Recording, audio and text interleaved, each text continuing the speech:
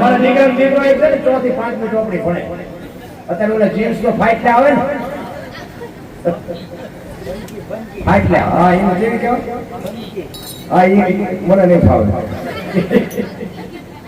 એ અમારી ટાબરિયું છે ને એવું જીન્સ પહેરીને મારી પાસે આવ્યો ને એટલે મેં એને કીધું મેં બેટા તારા પપ્પા ક્યાં ગયા એ કે સુરત કે મેં આવે એટલે મને કહેજે મારું વટવું મને કે કેમ મેં કીધું પૈસા નો હોય તો હું આપું તને મેં કીધું બેટા સુરેન્દ્રનગર ભણવા જાવ છે ને આવા ફાટલા કપડા પહેરાવા છે મને કે દાદા તમને ખબર નથી પડતી મને ચોથી ચોપડી પડી મને કે દાદા તમને ખબર ન પડે મેં કેમ મને કે આ અત્યારે ફેશન છે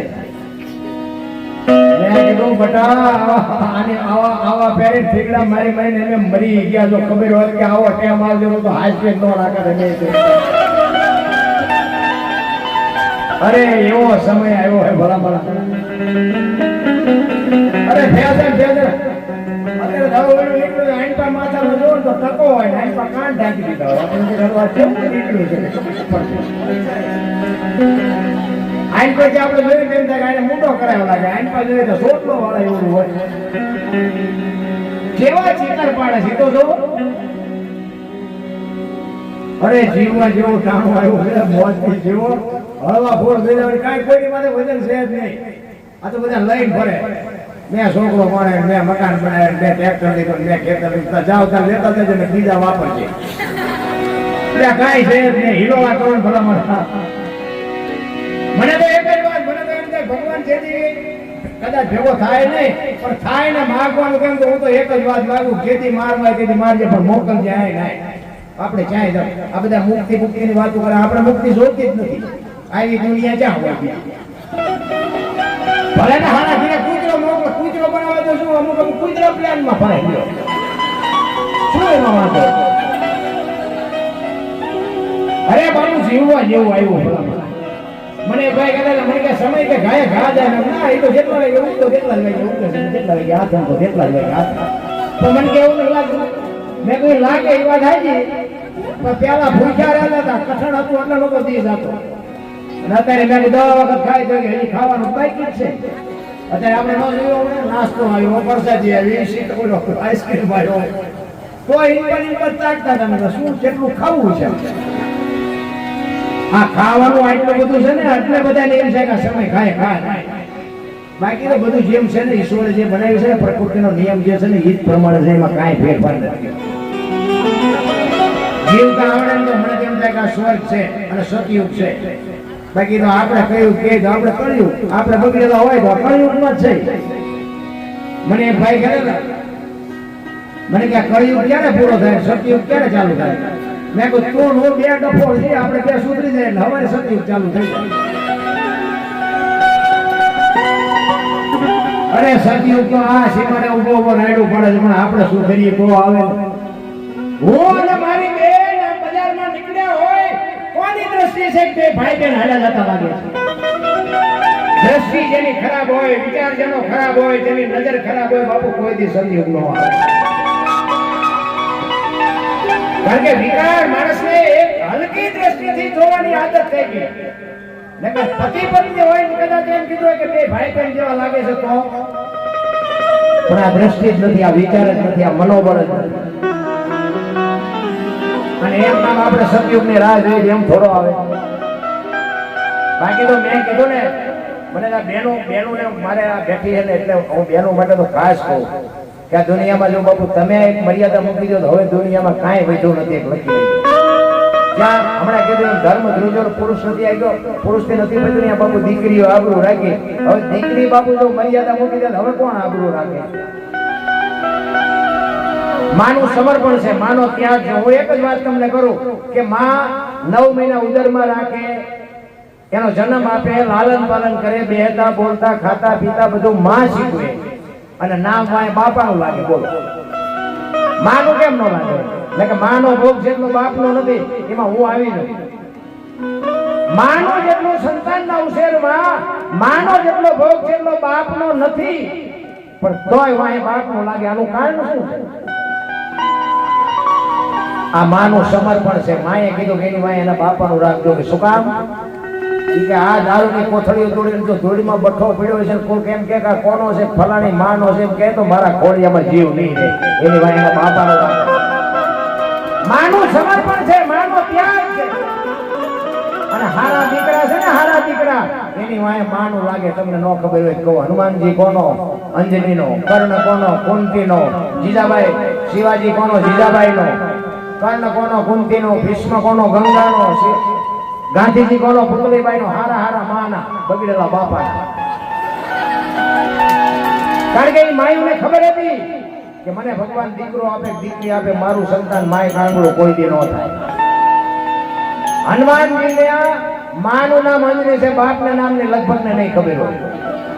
છત્રપતિ શિવાજી મહારાજની માનું નામ જીજાબાઈ છે, બધાને ખબર છે, પણ બાપનું નામ શું લગભગ ને નહીં ખબર હોય. એની વાય માનો લાગે. માં તમે જોવો ને બધા ઉપર બેઠી છે, શું કામ? ધજામ જાઓ, અરાસોર, પાવાગઢ, ચોટીલા, બધા માં ઉપર બેઠી. શું કામ? મારા સંતાનની નજર રહે, એટલા માટે માં ઉપર બેઠી. બાપા બધા ભોયરામ છે, તંબાકેશ્વર ને રફાળેશ્વર ને ભોયરેશ્વર માન બાપમાં તો ધરતી ને આસમાન જેટલો ફરક છે. માં છે એ તો માં છે. બધા બધા મળી નહીં માં ત્યાં સુધી પરમેશ્વર પશુ રિયો અને દેવજીની કુખે જન્મો પછી કાન કહેવાનો કાગડા. કૃષ્ણ પરમાત્માને એમ થયું કે માની મમતા આવી હોય, મારે માના ઉદરથી એકવાર જન્મ લેવો છે અને માના ખોળામાં રમવું છે. માની મમતા કેવી હોય, માનો પ્રેમ કેવો હોય, માની લાગણી કેવી હોય. અખિલ બ્રહ્માંડના માલિકને બાપુ માનો પ્રેમ મેળવવા માટે બાપુ ઉદરથી જન્મ લેવો પડે. દીકરીઓને વંદન કરું છું. અને જો બાપુ બધાને બધી દીકરીઓને કોઈ બંગલાની ગાડીઓ ન મળે, કારણ કે અમુક નવું માલ કરે તો બાપુ સારું જોઈને જ આપ્યું. પણ તમારા ભાઈ કઠણ હોય વીવું જાય, એમાં મા બાપ શું કરે? પછી કે હવે આ નથી આવું, હવે બીજે ના કરતા ખડખડો મળશે, ચા થઈ ગયો. પછી એક ગામની વાત, બે બેનપણી હતી ને, પણ એક ફરમાઈશ હતી, એક લઈ લો. બે બેનપણી નાની દીકરીઓ બે ભેળી રમે, ભેળી વગડામાં જાય, ભેળી નિહારે જાય, ભેળી હોઈ જાય. ઓલીના ઘરે હોય તો એના ઘરે હોઈ જાય, ઓલીના ઘરે હોય તો હોઈ જાય. બે બેનપણીઓ એવી નાનપણથી મોટી થયેલી.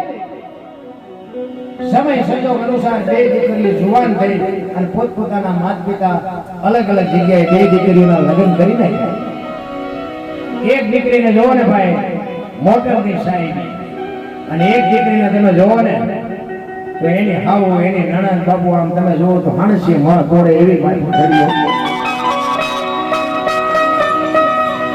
પૈસાદાર સુખી જે બેન છે એને એકવાર વિચારે કે હું મારા બાપાના ઘરે જઉં તે મારી બેન પણ એના હારે હોય. ઈ જ્યારે બાપાના ઘરે આવે તો હું મારા હારે હોય. અને લગ્ન કર્યા તેથી મેં બે બેનપણીઓ ભેગી નથી થઈ. એના ઘરવાળાને કીધું કે હાલો ને મારી બેનપણી ફલાણા ગામમાં છે, હાલો ને આપણે ગાડી લઈને જઈએ. અને મળી નથી, હું આ લગ્ન ત્યાં કીધું નહીં. અને એ કે કાંઈ વાંધો નહીં, હાલો. એ ગાડી લઈને ગયા, પૂછતા પૂછતા એના ઘરે ગયા. અને આમ ઘરની ડેલીએ પહોંચ્યા ને એટલે કીધું ફલાણી બેનનું ઘર, એની હાવ ફળિયામાં ઊભી. અને એની હાવે કીધું કે હા આ ઘર. તો કે ક્યાં છે મારી બેનપણી? તો કે અંદર રૂમમાં છે. ત્યારે આ બેન અવાજ મારે છે, એ બેન અમે ઠેઠ ત્યાં આવ્યા, હવે તો તું રૂમમાંથી તો બહાર નીકળ. અને એ બેન ના પાડે છે, અંદર રૂમમાંથી ના પાડે છે. જો તમને મને દુઃખ કાંઈ પીડ્યા જ નથી. દુઃખ કોને કહેવાય એની તમને યાદી કરાવું. એ દીકરી ના પાડે, એ કે હું બહાર નહીં નીકળું. તો શું કામ? ત્યારે દીકરી કહે છે, શું કહે છે? દુઃખનો એવો જો બાપડો માથે ઊંચા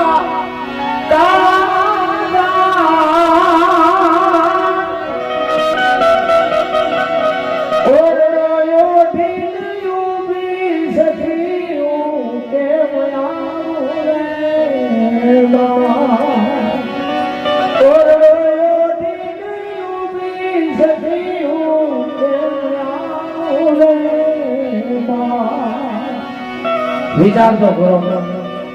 ઈ કે હું આ ઓરડો ઓઢીનો બીસું હું બહાર આવી કોઈ નથી. વિચાર કરજો, એક દોરાનો તાંતણો જો એની માથે ન હોય એની માથે દુઃખ કેવડું.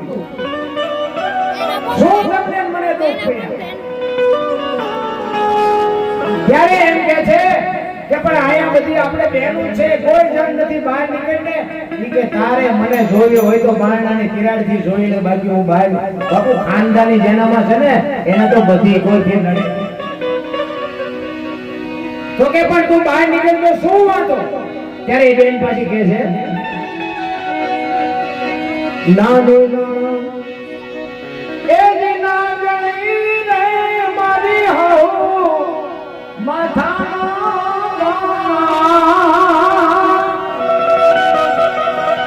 ઈ પણ આવી જો પીડા હોય તો તારે તારા ધણેથી નોખું થઈ જવાય ને. શું કામ મારી જિંદગી જીવાય? ત્યારે એ કહે છે નાનો એ દિના ગણી છે ને હો માથાનો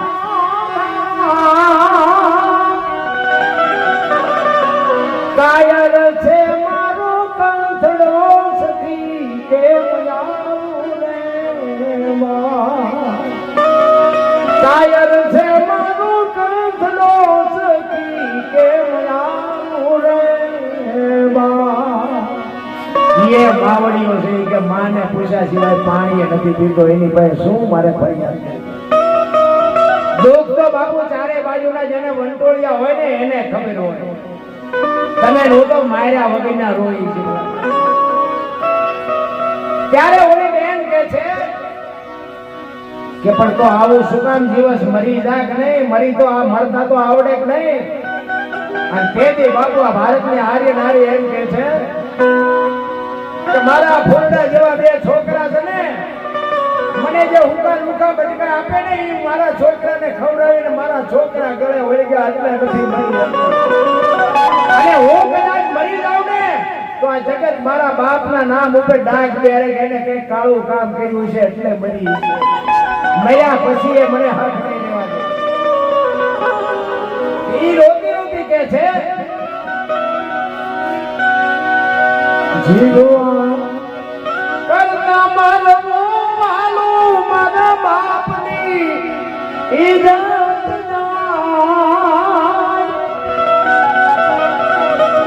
મારા છોરો મને ગળે બળી જાઉં કેમ આવું રે બા. હું આ મારા ફૂલડા છે ને આ ફૂલડા હાટું જીવી રહી છું. મને ખબર છે કે આવું જીવી શું કામ હોય. વિચાર તો કરો મારા રામ, આપણે એક ખાવા અડધી કલાક મોડું મળ્યું હોય તો આખું ઘર બાપુ ધંધે લગાડી દે. અરે શું તમને મને દુઃખ પડ્યા ભલા મારા. ઓલી બેને બહુ આજીજી કરીને તો એ બેન કહે છે કે હું બહાર તો નહીં જાઉં. પણ બાપુ છેલ્લી મારી વાત સાંભળી લે. બાપુ અંદર બેઠી બેઠી કહે છે કે મારું મોત આવ્યા પહેલા મારે મરવું પડશે એ મને ખબર છે, પણ હું મરી જાઉં ને પછી કે તું મારી કારણે આવજે, બાકી મારું મોઢું હું તને બતાવીશ. અને હું મરી જાઉં ને એટલે મારા ઘરે ન આવતી, શમશાને આવતી. અરે બાપુ શું દુઃખ પડ્યા છે આ દીકરી. તેથી દીકરી છેલ્લી ઘડીમાં કહે છે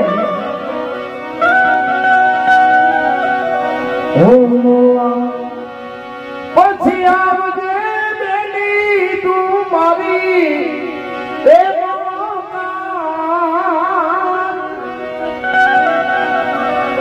મહાને મારી રાખ રોતી કે આવું રે.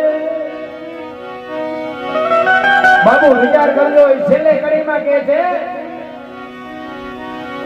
મારા દુઃખના આંકડા તું નહીં કાઢીએ. હું મરી જાઉં ને પછી તું આવજે. આ ઘરે નો આવતી, શમશાને જાજે. મારી રાખનો ઢગલો પીડ્યો હોય ને ત્યાં કાન માંડજે. મારી રાખ રોતી છે રાખ. બાપુ વિચાર કરજો કેવડું દુઃખ પડ્યું છે. હું તો આ દીકરીઓને એક સલામ કરું છું, હાથ જોડીને વિનંતી કરું છું. સુખ દુઃખ છે ને એ તો બાપુ આ જીવનનું એક પૈડાના આરા જેવી વાત. પણ તમારો બાપ કે તમારો ભાઈ આ દુનિયામાં સાથી કાઢીને હાલી શકે ને એવું જીવજો. બાકી દુનિયા બાપુ તમે ધારો એટલી બધી હારી નથી. તમે એક પગલું જો ખોટું ભરશો ને તો તમારો બાપ કે તમારો ભાઈ કે તમારો કાકો આ દુનિયામાં જીવીએ નહીં કે મરીએ નહીં કે સાથી કાઢીને દુનિયામાં હાલી નહીં.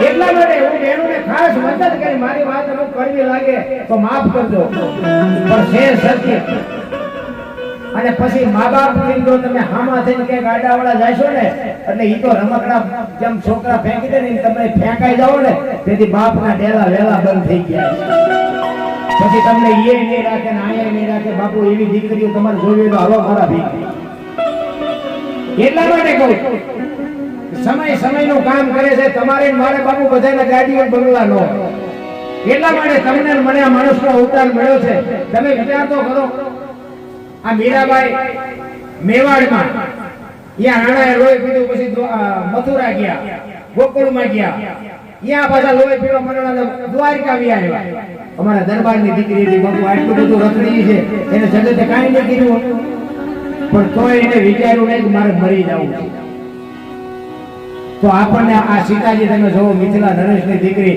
14 વર્ષ સુધી જો રામ ભેગા વનમાં ભાટકાઈ છે તો તમને મને શું તક પડ્યું આપણી માથે બાપુ કહે છે ને આમ નામ ને ઠામ છે કાંઈ ઘટતું નથી આ તો બધા રોવાના હેવાયા થઈ ગયા બાકી કોઈને કાંઈ તકલીફ નથી એટલા માટે કહું છું કે સમય મળ્યો છે મા બાપને આબરૂને વધારો નહીં તો કાંઈ નહીં પણ ઘટે તો આ જીવન ધૂળ થઈ જાય સમજી લીધું ઘટે એવું ભણવું તો બાપુ કોઈની જિંદગીમાં ન પડે અને એટલા માટે કહું છું કે દીકરીઓ જ આબરૂ રાખીએ કે તમે જો ઘરમાં આને મોટી મોટી કરીને ઘરે પરિણામ હારા વાત ન હોય તો શું કરવું આ તમે હમણાં હાથની હથેળીમાં રાખો અને પછી તમે ઇન્કર આવ્યા ને ઇન્કર હાલો હાલો રોટલા પાણી ચા પાણી સિવાય જવાય અને આમ બેલામાં લઈ દો અને રવડામાંથી હાણ છું લોટા મળે ઉડવા મારે ચિંતા જવું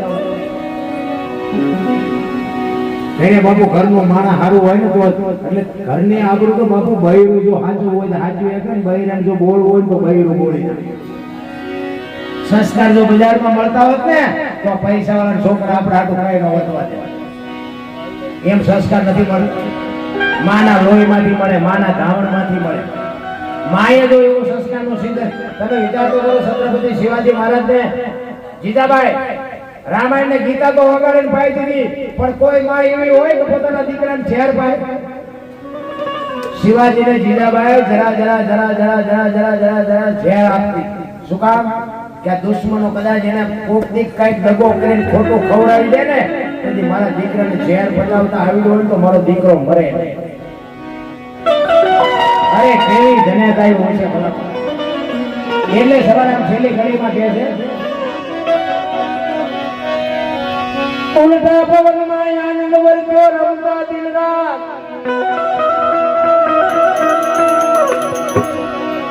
દાસ સૌ ફૂલગરજી ચરણે અમે કેને કરીએ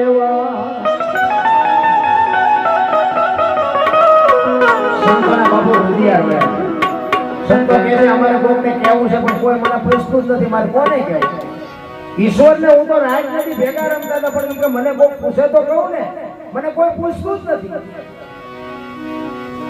સતાર બાપુની વાણી કે જેને જેને કહું એ કયો નો માને મૂર્ખો ગણી મને મારે છે લાતું નથી રહેવાતું હવે નથી રહેવાતું જેસલની વાણી કે રોઈ રોઈ કોને સંભળાવું મારો રુધિયો રોવે માયનો ભીતર જલે અમરમાની વાણી કે હાલ રે ફકીરી મારી દેવાંગે વિના બીજું કોણ જાણે બાપુ સંતો તો રોયા છે આપણી આંખ નથી ઉઘડતી હું કરું એટલા માટે તમને અને મને એક મને તો એમ થાય કે આ જેટલું દેખાય છે આપણે બધું બધું આપણે ઊભું કર્યું અને ભગવાને કર્યું તો આટલું બધું આપણે ઊભું કરીએ તો ભગવાનને નો મેળવીએ પણ એની પાસે કોઈની દોડે જ નહીં એની પાસે જો બાપુ દોડ થઈ જાય ને તો આ તો 4 ઘણું કરવું હોય તો ઓલાને 1 સેકન્ડ જ થાય પણ એની પાસે આપણે ઓલે કે ગાડી લાવો તો આપણે કે બે લાવો એટલે આમાં હું પાણી નાખીને આંખજો બે લાવ્યો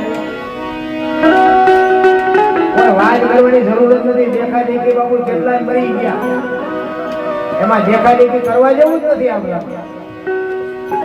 આ હું અદર પ્રોગ્રામ હા અમાર બધા બેઠા છે ગાડી લઈ લો ગાડી હું કરું એટલે હું ગાડી લઉં એટલે મારે મેં બધું ગોતવા જવું પડે મારી ગાડી લઈ હું ગયું મને મારી ગાડી કામ બનવા લઈને શું કરવાનું મારે તો ટેક્સ ને વીમો ભરવાનો